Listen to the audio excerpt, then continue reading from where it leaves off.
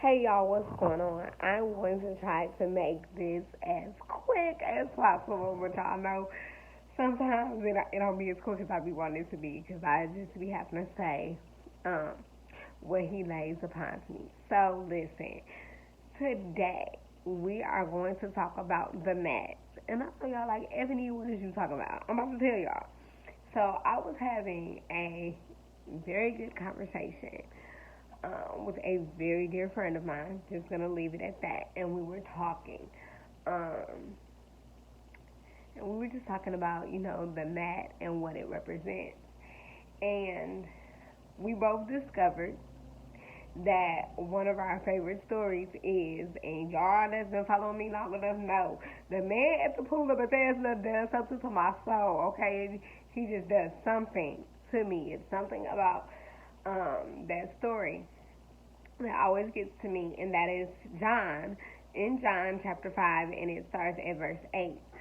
So, to paraphrase the story, it's a man at the pool of Bethesda. He's been laying there for 38 years. It's a pool where a lot of, lame and differently able people are, laying to get healed, blind, whatever, just mixed different abilities. And Jesus asked him, do he want to be healed? This man was laying there 38 years, okay? His legs might have not could have moved, but his arms could move. His eyes can move. He could have been saying, somebody grab my arm and I'll be your eyes. You know what I'm saying? They could have worked together. But that's not the purpose of this message. The purpose of this message is the mat. The mat, okay, was used as a form of protection. Hear me what I'm saying. Because around this pool, it's concrete and all of that. You know what I'm saying? But the man was laying on this mat. This man did not have a way to get into the pool, but he had a mat. He could have used, the mat was used, for his protection, to keep his body, from getting sores, from laying there for so long, not being able to move, what have you. The mat was used as a protection piece, but he used it as an excuse piece. Hear what I'm saying. The mat was used for his protection, but he used it as an excuse because he said, I have no one to move me off of this mat. That's an excuse. Because why? He was on the mat.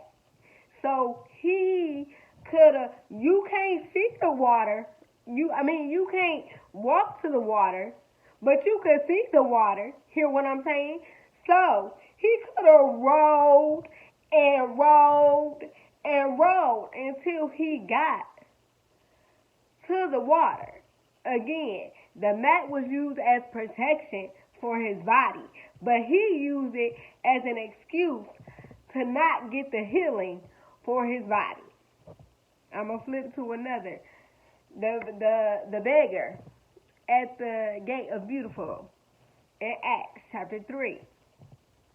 Somebody brought this man to the gate every day with this mat to beg, and they placed him again. They put this man on the mat in front of the gate, concrete, used as his protection. This mat was used to carry him, again protecting him from whatever he could not do. But again, his mouth, hello, nothing was wrong with his mouth. So he could have told the people that were carrying him, like, this mat and y'all taking me to the gate of Beautiful is hindering me because all I'm doing is begging and getting a little bit. But again, this day that Peter and John saw him, the mat was his protection. You understand what I'm saying? So what are you using the mat for? God is your protection. God is your provider. God is your everything. So what are you using him for? Are you using him to become a better you, to tap into the things that are inside of you? Or are you using what you feel like you're going through as an excuse to pull further away from him? The mat is a form of a protection, not an excuse.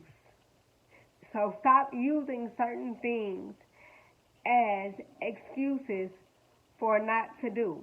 God already know what excuse you're going to come up with anyway. Moses said he couldn't talk. God sent them Aaron.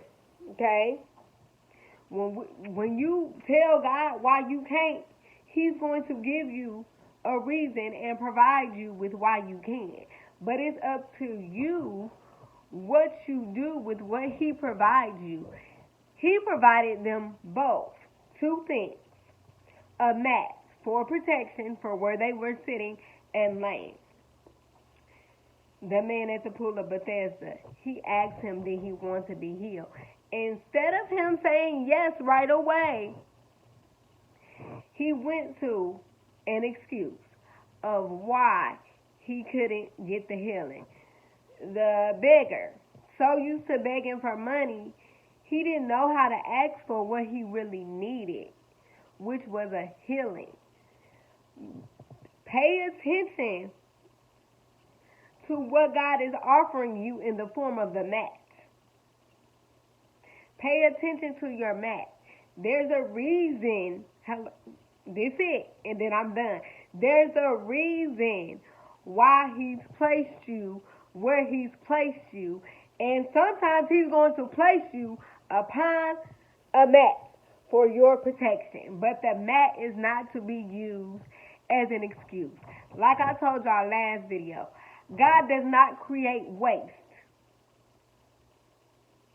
He does not create waste.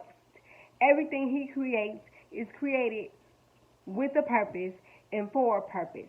So again, him placing you with a mat is for a purpose. Him placing you somewhere is for a purpose. But you using that mat or your I can't for a reason why you should not, that's not what we need to be doing.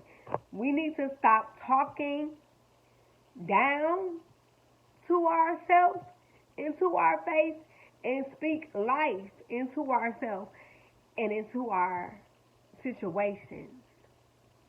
The way we think and the way we speak changes situations. When the man at the pool of Bethesda changed his answer, changed his response, his situation changed. With the beggar at the gate, when he listened to what Peter said instead of kept begging, his situation changed. So what are you going to do with the mat that is placed in front of you?